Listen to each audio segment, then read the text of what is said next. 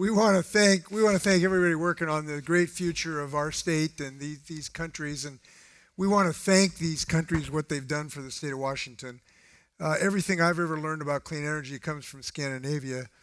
It started when I went to Sweden in 1972 as a UW student and studied the energy policies of Seattle and Stockholm.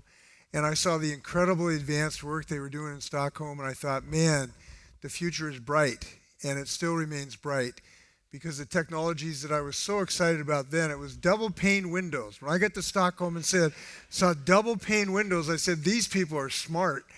And they were ahead of us by 20 years, and, might be still ahead of us.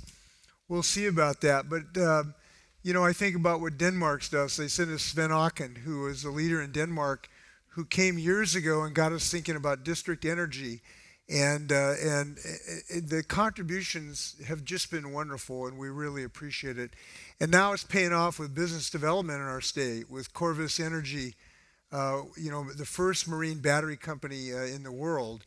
I was down in Wallula the other day where rock wool is now going to spin. It's not really spin, but I just use that language. They actually blow air through basalt rock and make great insulation with it, putting Washingtonians to work using that technology and doing the smartest thing on energy, which is not to waste it. And to see that technology coming and putting people to work in Washington State, very, very exciting to me. And so the hits just keep coming from Scandinavia, and we want to continue that effort. Now, we're doing some work here, too, of our own local homegrown entrepreneurs. We're building airplanes that run on hydrogen.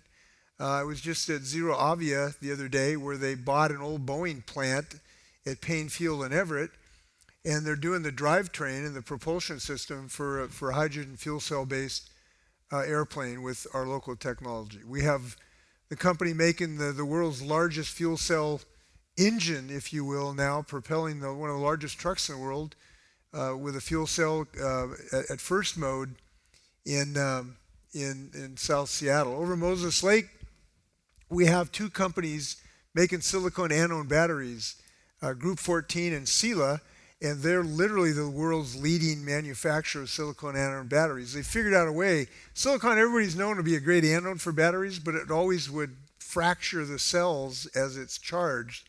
And these geniuses figured out a way that it doesn't fracture using nanotechnology. And they now each are in billion-dollar investments, and they're building their plants. Very, very excited. Right around the corner for them is a company called 12, and they're making sustainable aviation fuel out of carbon dioxide. So they're making fuel to run jet airplanes out of carbon dioxide and water. Talk about a wonderful thing. And this kind of thing just continues across the state of Washington. So the opportunities for our state and our nations to work together on this that are profound. And I can tell you that we have a good way to finance it too, which is called the Climate Commitment Act. So we have a measure and maybe everybody knows about this now, excuse me if you already do, but we have the Climate Commitment Act in our state now, which puts a limit on carbon emissions, puts a limit on pollution, which I think is a pretty damn good idea to limit pollution to start with, and then has an auction system to buy permits for that, right, for emissions. That's generated over $2 billion now, and we recycle that back to Washingtonians to help business development, to help consumers get everything from heat pumps to insulation. It helps us get a start with businesses so we can put a little state money in to help businesses come to our state. And some of the companies that I just mentioned are in our state because we did make some small state investments as well. And that has been a huge success in helping Washingtonians on this clean energy transition. I'll just give you a flavor of what this law is doing. I was in Walla Walla a couple weeks ago and went and saw a group home where people who have physical challenges live. And this home had folks in hospice care. And we got them heat pumps. And they love the heat pumps now for obvious reasons because it reduces your energy bill.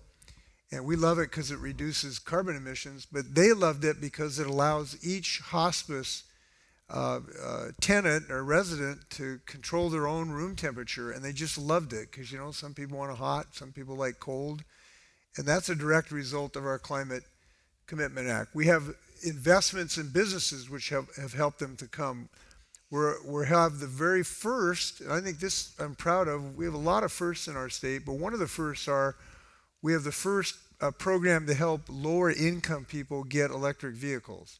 Now we know electric vehicles are awesome. I drove one here to get here. They're efficient, they're safe, and they're cost effective, but there's a price when you got to buy one. Well, lower income people don't always have that cash.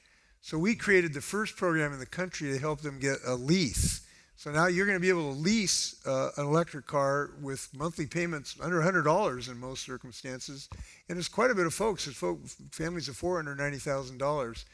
First in the nation, a very creative enterprise. So we have the best cap and invest system in the United States.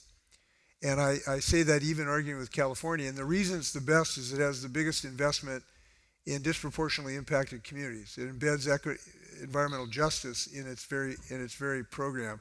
That's on top of our 100% clean electricity requirement, our low carbon fuel standard.